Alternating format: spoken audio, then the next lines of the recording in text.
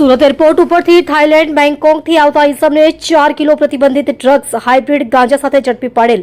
તેના રિમાન્ડ દરમિયાન ટ્રોલી બેગમાં ઉપર નીચેના પળમાં સંતાડેલ 4 કિલો 800 ગ્રામથી વધુનો હાઇડ્રોપોનિક કેનાબિસ ડ્રગ્સ ₹1,70,00,000નો મુદ્દામાલ કબજે કરતી સુરત શહેર ક્રાઇમ બ્રાન્ચ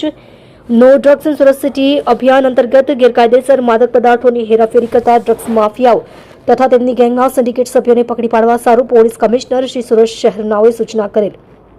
જે અન્વયે જેસીપી ક્રાઇમ તથા ડીસીપી ક્રાઇમ નાઓની રાહબરી હેઠળ સુરત શહેર ક્રાઇમ બ્રાન્ચ આવા ડ્રગ્સ માફિયાઓને પકડી જેલ હવાલે કરવા માટે સતત કાર્યશીલ રહેતી હોય છે. જે અન્વયે ગઈ તારીખ 17/11/2025ના રોજ ડીસીપી ક્રાઇમ સુરત શહેરનાઓને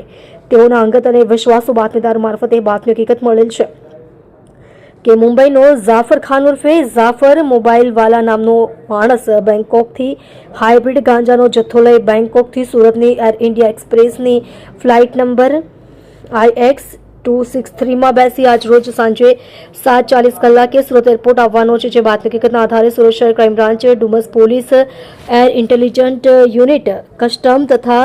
CISF નાઓ દ્વારા સંયુક્ત ઓપરેશન હાથ ધરી બેંકોકથી સુરત આવતી એર ઇન્ડિયા એક્સપ્રેસની ફ્લાઇટ નંબર IX263માંથી બાતમી હકીકતવાળા પેસેન્જર ઝાફર ખાન ઉર્ફે ઝાફર મોબાઈલવાળાને સુરત ઇન્ટરનેશનલ એરપોર્ટ ખાતેથી પકડી પાડી તેની ચેક ઇન લગેજ ટ્રોલી બેગમાંથી પ્રતિબંધિત ડ્રગ્સ હાઇડ્રોપોનિક કેનાબિસ હાઇબ્રિડ ગાંજો કુલ્લે નેટ વજન 4035.97 ગ્રામ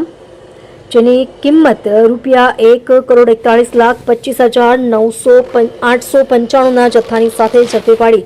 આંતરરાષ્ટ્રીય ડ્રગ્સ રેકેટનો પર્દાફાશ કરી ડીસીબી પોલીસ સ્ટેશનમાં NDPS એક્ટ સન 1985ની કલમ 8C20B IIB